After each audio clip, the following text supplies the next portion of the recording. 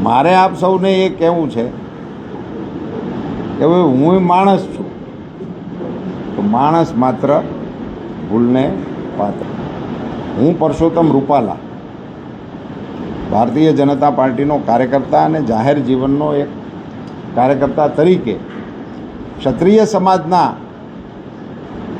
જે લોકોની લાગણી દુભાણી હતી અને મેં ત્યારે માફી માંગી હતી, એનો એક ભાવાર્થ એવો પણ નીકળતો હોય કે હવે ચૂંટણી છે તો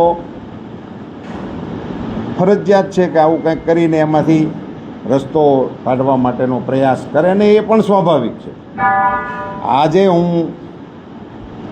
નમ્રતાપૂર્વક માફી માગું છું, સમગ્ર ક્ષત્રિય સમાજની માફી માગું છું, ક્ષત્રિય સમાજની અમારી માતૃશક્તિને પણ વિનંતી કરું છું અને ક્ષત્રિય સમાજને કહું છું કે ઔદાર્ય એ ક્ષત્રિય સમાજનું ભૂષણ છે.